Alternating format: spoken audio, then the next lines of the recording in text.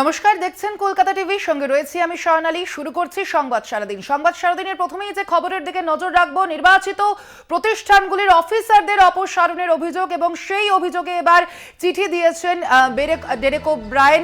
নির্বাচিত রাজ্য সরকারগুলির কমিশনের মতো প্রতিষ্ঠান ধ্বংস করার ছক কষেছে বিজেপি, এমনই অভিযোগ করা হয়েছে।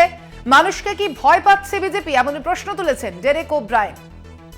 নির্বাচিত রাজ্য সরকারগুলির অফিসারদের বদলিয়ে বিষয়ে বিস্তারিত জানবো। ফোন লাইনে রয়েছেন বিশেষ প্রতিনিধি দেবজ্যোতি ঘোষ। দেবজ্যোতি, কি জানা যাচ্ছে, কি অভিযোগ করেছেন ডেরেক ওব্রায়েন?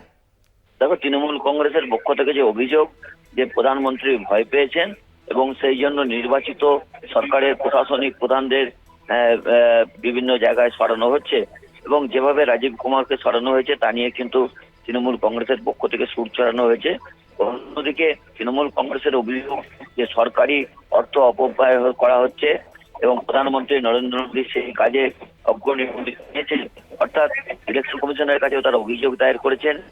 সরকারি অর্থকে ব্যবহার করা হচ্ছে, সরকারকে যেভাবে সরানো হচ্ছে তা নিয়েও ইলেকশন অভিযোগ করা হয়েছে।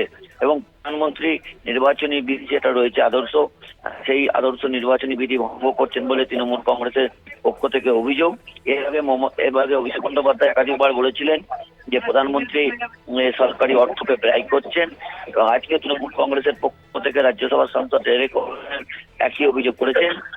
তৃণমূল কংগ্রেসের অভিযোগ যে নির্বাচিত সরকারকে ভয় পাচ্ছে ভারতীয় জনতা পার্টি, এবং সেই জন্য সরকারি অর্থ ব্যয় করে তাদের ভয় এবং প্রশাসনিক প্রধানদের সরানো হচ্ছে। ধন্যবাদ তোমাকে দেবজ্যোতি।